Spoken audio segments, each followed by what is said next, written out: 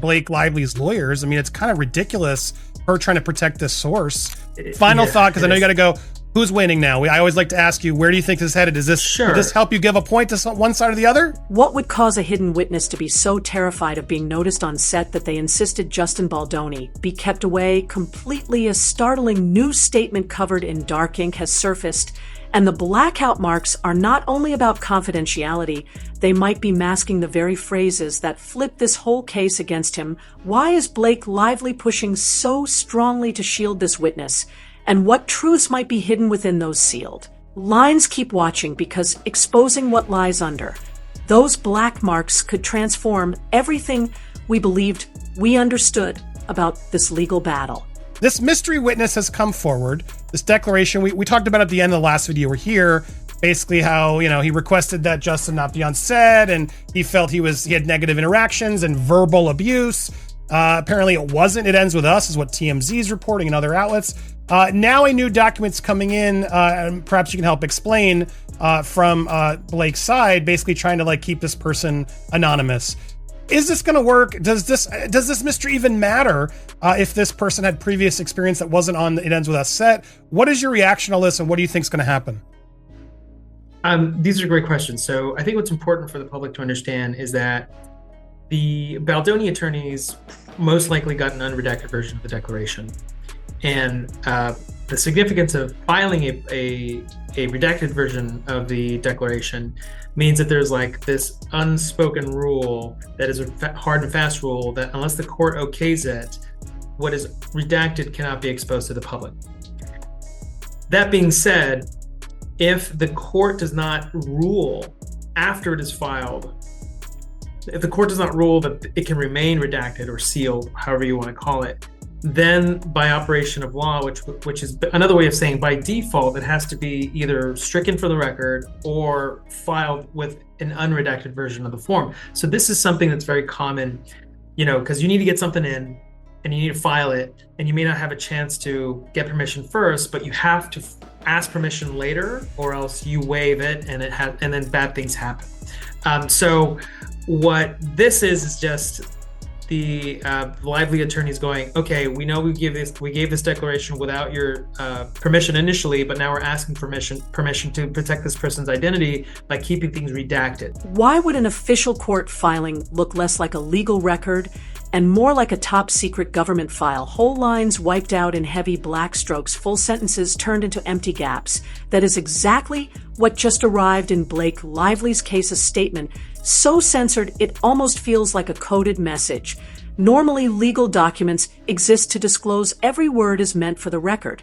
So when a filing shows up looking like blackout art, the obvious question is, what are they covering that is viewed as too risky for public eyes? These pages are never hidden lightly. When lawyers strike through their own proof, it makes people stare. Judges only allow it if exposing details could threaten privacy, safety, or fairness. Yet everyone knows it shifts the entire game. The signal is clear. Something inside is so damaging the attorneys believe it must remain sealed. It turns paperwork into mystery, evidence into theater. And the truth is both sides still hold the full version.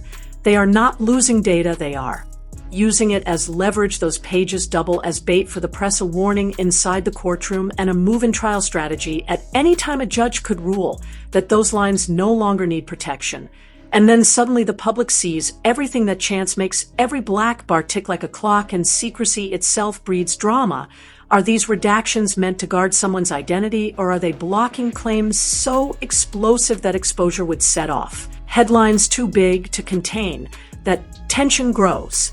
Anonymity collides with curiosity, and legal files slide into spectacle. People stop asking about rules and start asking about scandal. Once even a hint leaks, the uproar is instant. We have seen it before in celebrity disputes, where sealed material conveniently surfaces, sparking chaos long before trial starts. That is why this new declaration feels so dangerous.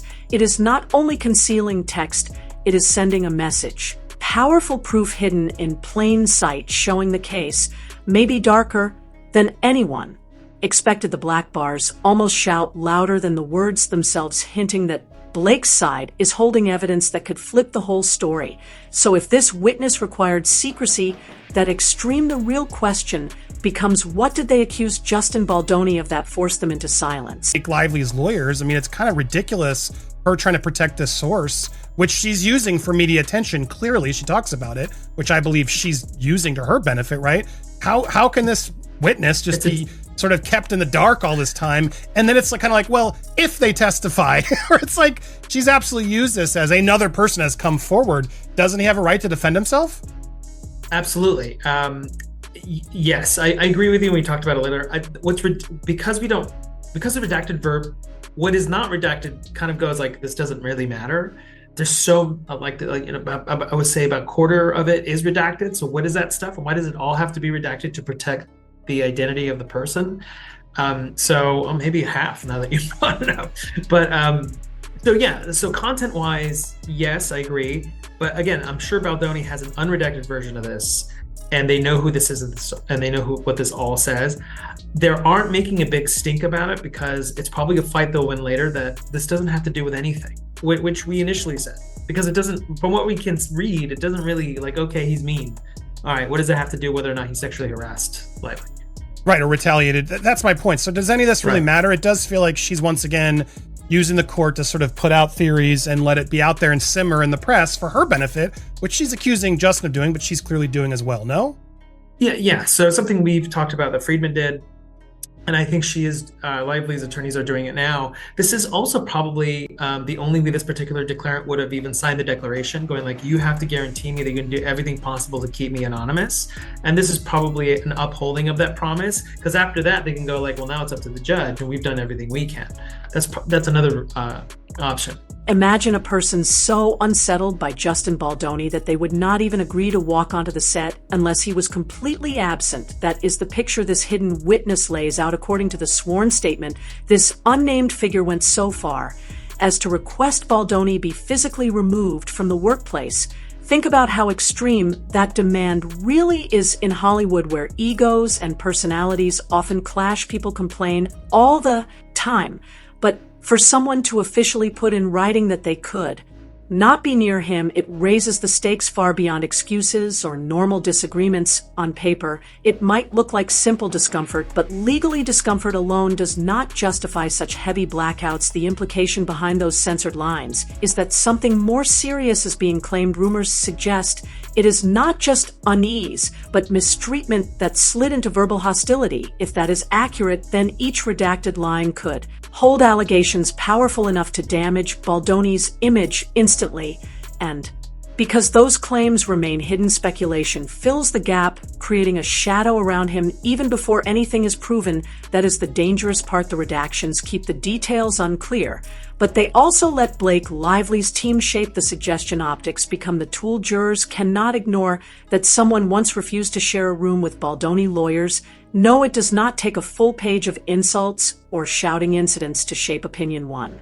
chilling line covered in ink hinting he was unsafe or aggressive can do the job, which raises a sharper insider question. Did Blake's attorneys want the actual secret revealed, or did they want the aura of secrecy itself? Sometimes what is unsaid is more damaging than what is explained by hinting at disturbing behavior. But hiding the story, they let the public's imagination spiral. Viewers begin to focus less on what happened and more on how severe it could have been. And once curiosity takes over, the accused has already lost the presumption of innocence. We have seen the same dynamic in other industry fights. Hidden statements from assistants, extras, or crew members years later describing stars or directors who made sets unbearable even with protection orders guarding names. Once those accounts leaked, entire productions were branded toxic. The real blow came not from proof, but from suspicion. And that same effect is already unfolding here, even with full paragraphs missing the very fact this witness exists shifts perception. The idea that someone objected so forcefully they demanded his removal leaves Baldoni standing in a shadow long before trial begins. But here is the risk. All that secrecy could collapse if the court rules those hidden words must finally be revealed. What do you think's actually happening with this? Because they claim they dropped the subpoena right before they weren't going to deposition her. They said, and the rumors were, we got what we wanted. And then it's like, well, what did you get is what the big question mark is. The judge did deem that the texts are relevant. So do you think they got them and they're just holding that? Do you think they didn't get them? Can they still depose her? That's the other question of, they still have some time here. Can she literally say, no, I told you the dates I'm available, you didn't give me enough notice, and then what do you think the next step is? Unless she says, I really am available before the 30th, or the date of the 20th, the cutoff, that deposition cannot go forward. She can be called at trial later, and everybody gets to hear what she says then. That can happen, but she cannot be deposed past the cutoff date. And whether she's available or not because of Baldoni's doing now is irrelevant based on what the judge says. To answer your other question about why wait, what is this, 4 months later? That's a great question, Andy. And it might have to do with what they thought the significance of the text messages isn't as important now as it meant back in May. And they probably go, we really do need to take her deposition for things that she needs to explain, or else we won't know until the day of trial, which is always a danger in front of a jury.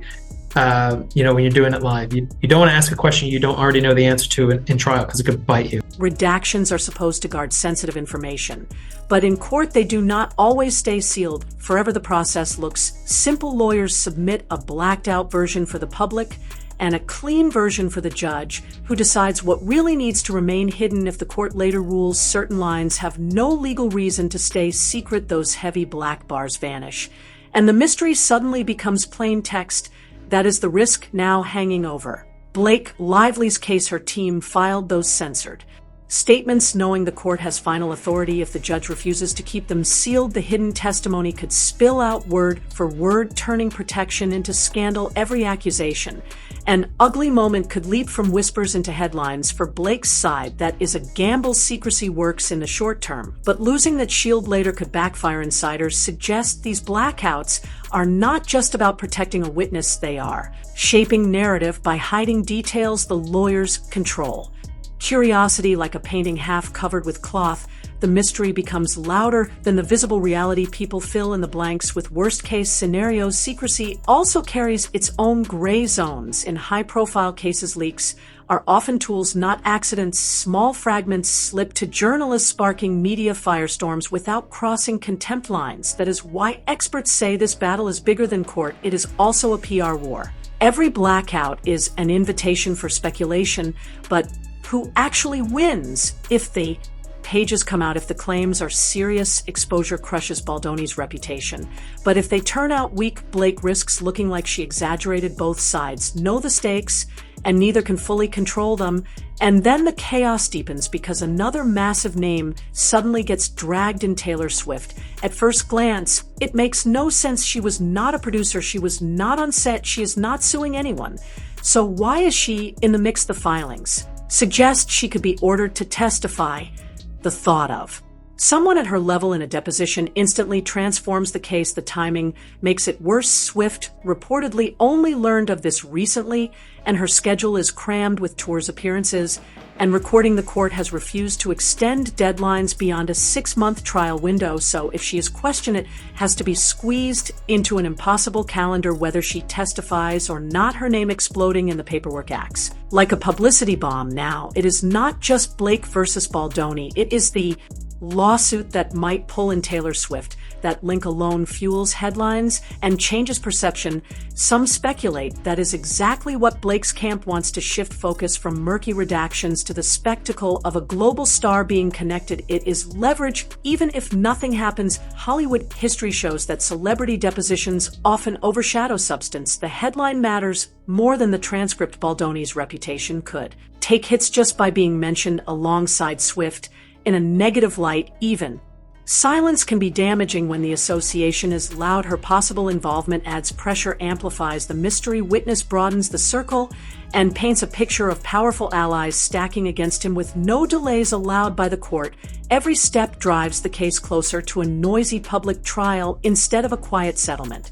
Absolutely. Now, echoing sort of the changing of teams, they just added Alexandra Shapiro, who's no joke, was helped Diddy, I feel like, get less charges She's done a lot of really serious case law. One of the people in her office worked for Lyman specifically. What are your thoughts on this? Do you think this is a smart move? Is she a good attorney? Do you think this will help them? And why do you think they picked her?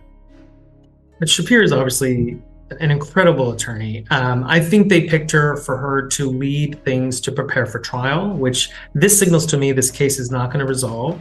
This signals to me that this is going to go to trial. And they're bringing on someone who, not just for her name, but she's incredibly skilled as a trial attorney, preparing a narrative, preparing opening statements that Friedman is probably still very good at. But this is the thing. You are now having a female that's going to go cross-examine the female plaintiff. And that is a good tactical move. Yeah, indeed. And so do you think Blake and Ryan are getting nervous? Could this be a tactic to try to get them to settle? It could be. It could be a tactic. But, somebody like Ryan Reynolds, who in all instances is a very powerful guy with a lot of money, probably doesn't care. But doesn't care. Maybe Lively's more scared than her husband, but I don't think he cares. I don't think he cares about this at all. I think he's like, let's go for broke. I don't care. I have lots of money.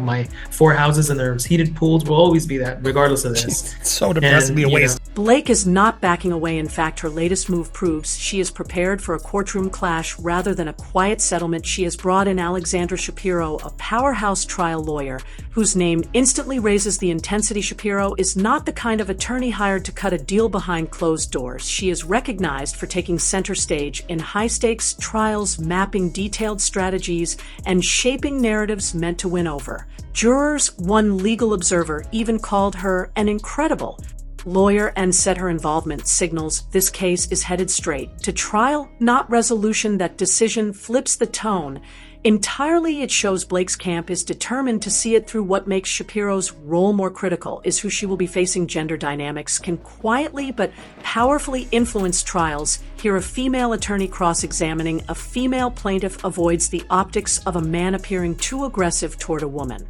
Jurors notice even when it is never mentioned. Blake's team clearly understands that, and hiring Shapiro signals careful planning, not just about evidence, but about optics. It is about performance as much as proof.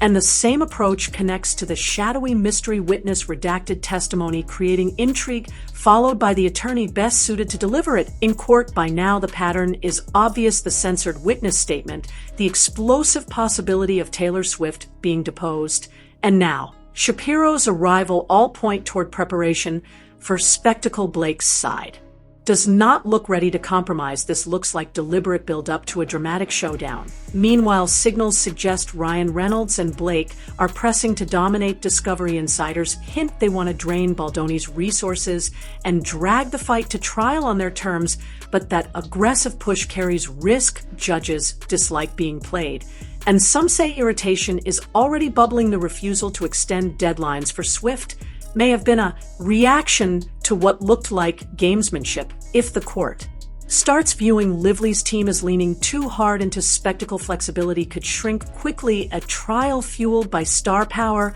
and drama runs only as far as the judge permits. Right now, though, the board seems set. The hidden witness feeds suspicion. Taylor Swift's name cranks up pressure, and Alexandra Shapiro sharpens the edge for trial. Layer it all together, and the direction is clear. This fight is not fading, it is climbing, which leaves the looming question: is this a carefully crafted strategy, or has the courtroom itself become another Hollywood production where the line between legal war and media war blurs almost completely? Intro 6. This mystery witness is not just a hidden name on paper. They have been shaped into a weapon placed strategically in a bigger chess match where court filings double as bait for the media. The black bars alone tell a story hinting that something explosive might be buried beneath.